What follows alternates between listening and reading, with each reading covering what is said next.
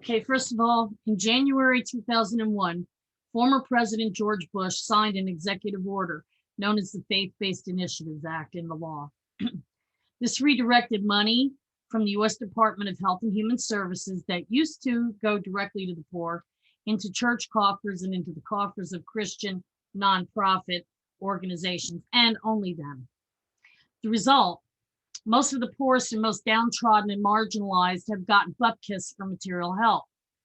And the IRS tax reporting requirements are so lax that these organizations, because of Christian privilege in this country, don't even have to prove that they're really helping those who they claim to be helping.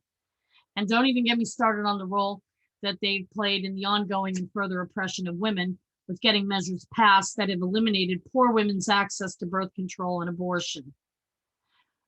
Your right to swing your fist ends where my nose begins, said Oliver Wendell Holmes, famous Supreme Court judge.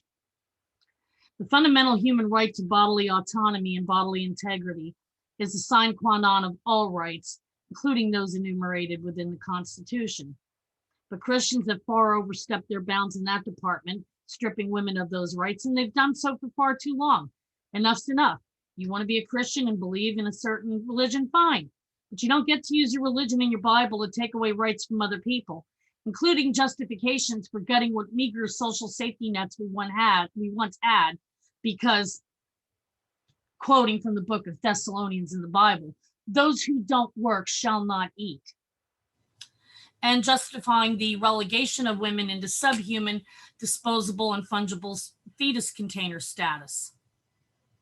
The oppression of women for the past 10,000 years, ever since the first Neolithic private property hoarding fuckstick connected pregnancy with sex, has been fought against by women for centuries, who often paid for resistance with our lives.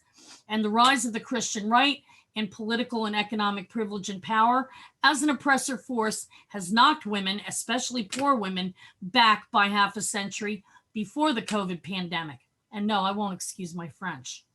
Regular, ordinary Christians give cover and safe harbor to this oppression.